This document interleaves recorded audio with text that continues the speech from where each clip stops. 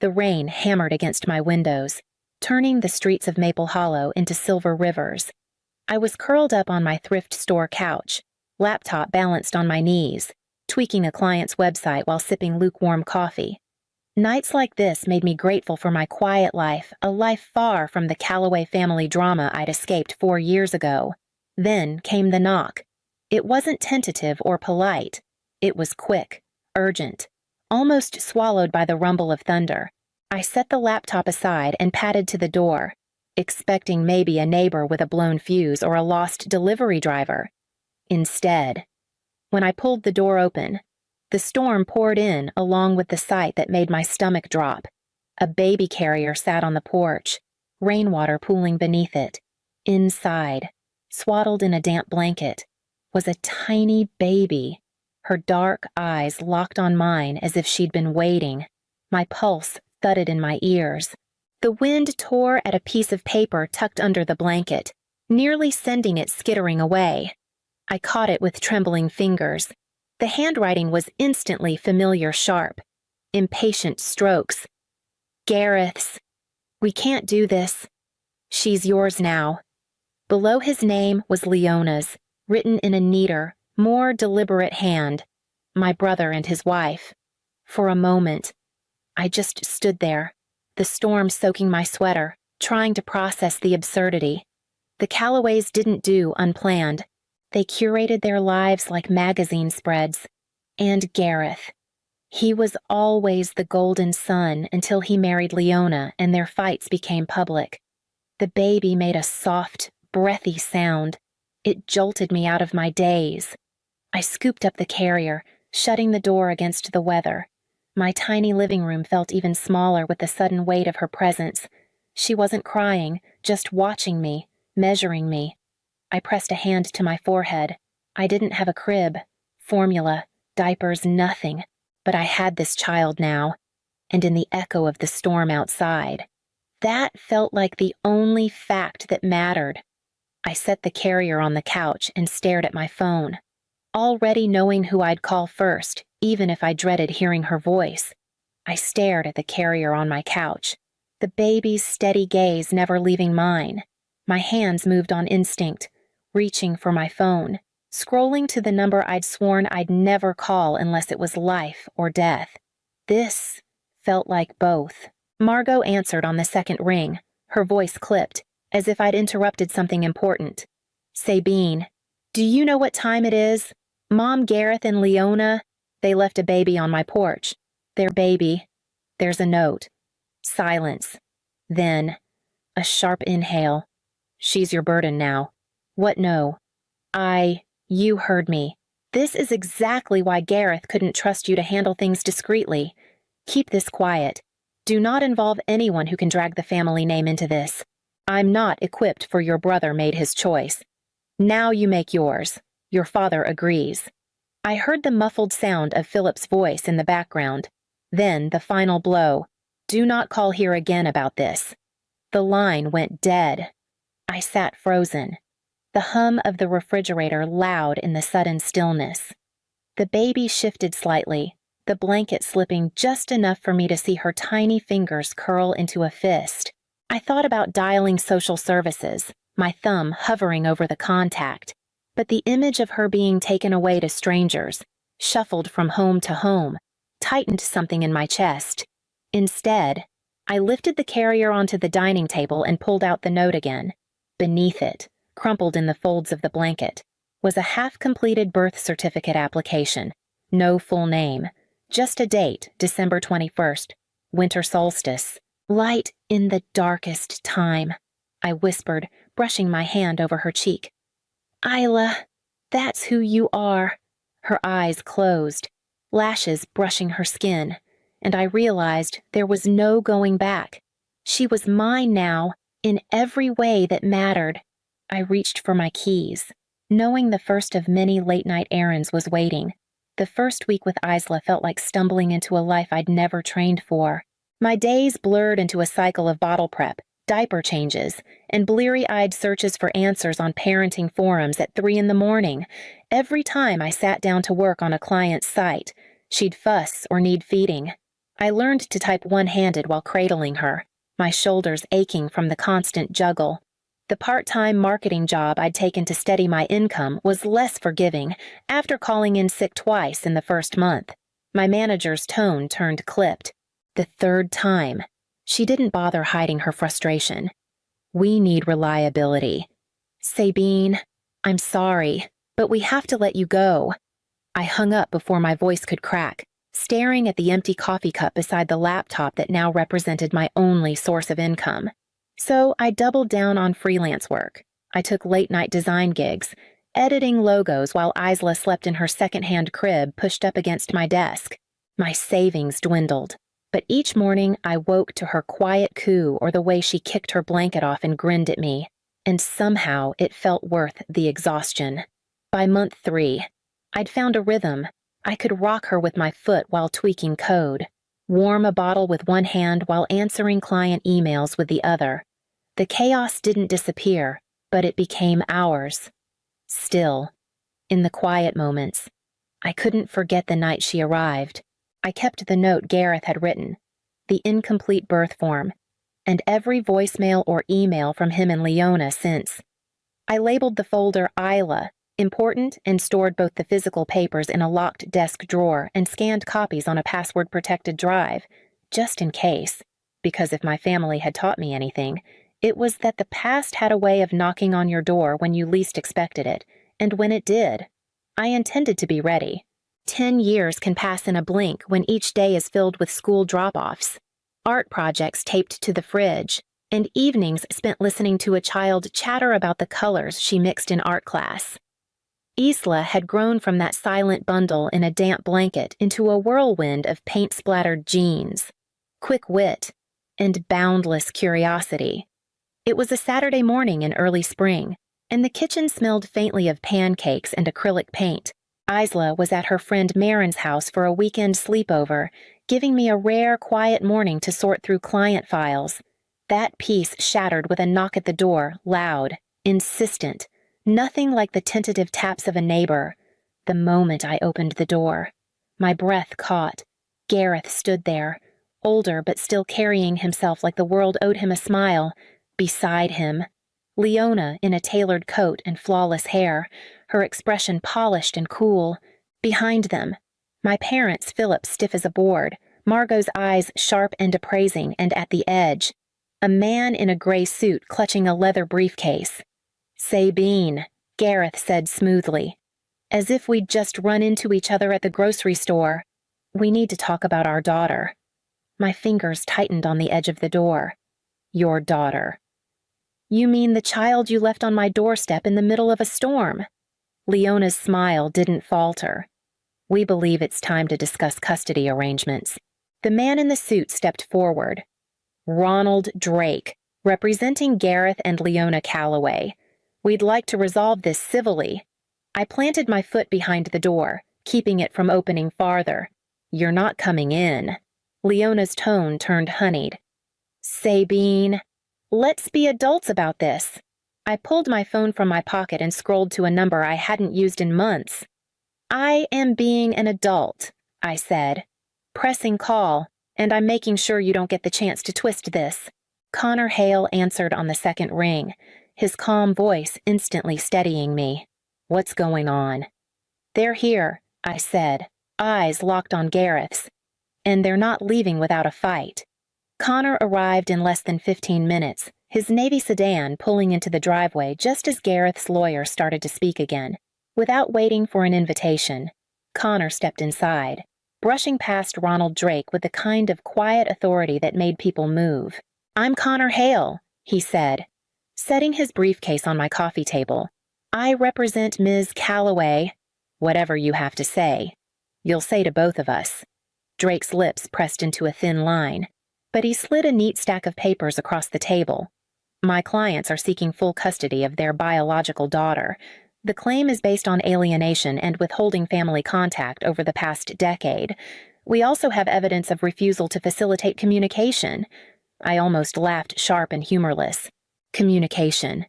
The only thing they've sent in 10 years were 2 birthday cards with no return address and a Christmas card that arrived in March. Sabine, Connor murmured, his voice low, a warning to keep my temper in check. He flipped through the paperwork, his expression unreadable. Noted. We'll be responding in due course. Margot shifted in her seat, her pearl necklace catching the light. We all know this situation was never meant to be permanent. It's time she's brought back into the family where she belongs. I stood, crossed to my desk, and unlocked the bottom drawer. The steel clink of the key in the lock felt deliberate, final. I returned with a thick manila folder, edges worn from years of being handled but never opened without purpose. I set it in front of Connor. This, I said, my eyes on Gareth, is every note, voicemail, and email I've received from you or Leona since the night you left her. Every gap in your so-called attempts to reach out, and every time you or anyone in this family made it clear Isla was a problem to be hidden, not a person to be loved. Leona's perfect composure faltered for just a moment. Gareth looked away. Connor rested a hand on the folder. This will be sufficient for now. I strongly suggest we end this meeting before it escalates further. Drake hesitated, then began packing up the documents. We'll see you in court. When the door finally closed behind them, the air felt heavier. Charged. Connor stayed seated, his hand still on the folder as if anchoring it to the table. They're not bluffing. Sabine, he said quietly. And neither can we. Connor called the next afternoon, his voice brisk. I've looped in Elena Vargas. She's sharp, discreet, and very good at finding the truth people don't want found. 2 days later, we met in Connor's office. Elena was tall, with a cool, assessing gaze and a leather satchel stuffed with files. She spread them across the desk without preamble. Your brother and his wife didn't suddenly remember they have a daughter. She said, they remembered a trust fund. She tapped a highlighted clause in a photocopied will. It was my grandmother's, my father's mother. She'd left a $2 million trust for Gareth's firstborn, but there was a condition the child had to be raised within the Calloway family to access it. The funds were locked until Isla turned 18, but if they got custody now, they'd control it as trustees. My stomach twisted. So this was never about her. Not in the way they want the court to believe. Elena said, and it gets worse. She slid over a stack of glossy photographs. Gareth and Leona at charity galas, ski resorts, on the deck of a yacht, dates stamped in the corners covering almost every year since Isla's birth. Not one picture hinted at a struggle or the kind of hardship they'd insinuated in Drake's custody filing. They've had money, connections, and time. Elena continued. They just didn't have access to that trust. Until now. When they realized there's a way to get it, Connor leaned back, watching me absorb it all. This changes the narrative. We're not just defending custody, we're exposing a financial scheme. I picked up one of the photos. Gareth laughing with a champagne glass in hand, Leona beside him in a gown that probably cost more than my rent for a year. My fingers tightened on the edges. They're going to spin this, Connor warned. They'll say the trust was meant to secure her future, that they're financially stable and can provide more than you can. I met his gaze. Then we prove stability isn't the same as love, and that their idea of providing has nothing to do with Isla's needs. Elena slid the will back into her satchel. Good, because they're not going to play nice from here on out. Elena didn't waste time. Within a week, she'd arranged meetings with people who had seen more than my family ever wanted them to. The first was Martha Gaines, my next-door neighbor since I moved to Maple Hollow. She sat at my kitchen table, hands wrapped around a mug of tea. I never forgot that night. She said, rain was coming down in sheets. I saw Gareth's car pull up. He and Leona carried the baby carrier to your porch, set it down, and left. Didn't even knock. Didn't check if your lights were on. Just drove off. Her words hit like a replay of the memory I couldn't shake. She signed an affidavit before leaving, her voice steady, her eyes kind. Next came Claudia Mendez, who had worked for my parents for over a decade before they let her go 2 months ago. She laid out a folder of photocopies on Connor's desk emails, typed notes. and a printed custody agreement template dated 6 months before Gareth ever knocked on my door. They were planning this for a while. She said, "Your mother called you a temporary solution." They wanted to wait until the timing worked for them, if I had any lingering illusions about their motives. They crumbled right there. The final meeting was with Derek Sloan, Gareth's former business partner. He met us in a coffee shop, eyes darting toward the windows as if he half expected Gareth to walk in. "It's about the trust fund," he said bluntly. "Always was. Gareth told me they'd get Isla back, access the money, and invest it into a new venture. Leona didn't even pretend it was about family. He agreed to testify if needed, his voice low but resolute. She deserves better than to be their payday. By the end of the week, I had more truth in my corner than I'd ever expected truth from people who had no obligation to me, yet still stepped forward. The courtroom smelled faintly of old wood and tension. Gareth and Leona sat at the petitioner's table, dressed as if for a magazine spread, he in a tailored navy suit, she in a pale blue dress that whispered respectable mother. Their smiles were calculated, their posture perfect. When our case was called, Connor rose first, setting the thick, worn manila folder on the evidence table. "Your Honor," he said, his voice steady, "this contains a decade of documented abandonment." The judge opened the file. On top was the note Gareth had left with Isla's carrier, the ink smudged from rain. Beneath it, printed transcripts of voicemails, Gareth's voice promising to send money next month, Leona's saying she needed space before she could take the baby back. Email threads followed, each one damning in its absence of follow-through. Martha Gaines testified first, her voice firm as she described watching Gareth and Leona drive away that stormy night. Claudia Mendez took the stand next, producing documents that showed custody plans had been in motion months before their visit. Finally, Connor played a recording. Derek Sloan's voice came through the speakers. Unmistakable. "It's about the trust fund. $2 million. Get the kid. Get the money." A ripple moved through the gallery. I stood when Connor nodded to me. Walking toward the witness stand, I turned to face Gareth and Leona. "What's Isla's favorite color?" Silence. "What is she allergic to?" Leona's lips parted, but no words came. Her best friend's name. The sport she plays. Nothing. I turned back to the judge. "They don't know her, Your Honor. They've never tried." The judge's decision came swift and sharp. Case dismissed with prejudice. An investigation into the trust fund would begin immediately. A restraining order was issued, forbidding any contact outside legal channels. As the gavel fell, I felt the weight in my chest loosen for the first time in months. Within a week, the headlines were everywhere. $2 million trust fund at center of custody battle. Photos of Gareth and Leona at galas were splashed across news sites, alongside court transcripts that made their motives plain. The Callaway name, once polished to a gleam, was now synonymous with greed. Gareth and Leona disappeared quietly, their social media accounts wiped, their house put on the market. My parents issued no statements, retreating from their clubs and luncheons as if the world had turned its back on them. For once, they seemed to understand what silence felt like. Life in Maple Hollow returned to its slower rhythm. But inside our home, something had shifted. One evening, after homework and dinner, Isla sat across from me at the kitchen table, fiddling with a pen. "I've been thinking," she said, glancing up. "I don't want my last name anymore. Not theirs." I set my fork down. "What do you want instead?" "Yours," she said simply. "I want to be Isla Hart. Hart, my mother's maiden name, the one I'd taken back when I left the Callaway estate for good." I hadn't expected to hear it from her, but the way she said it clear, certain, left no room for doubt. "That's a big change," I said carefully.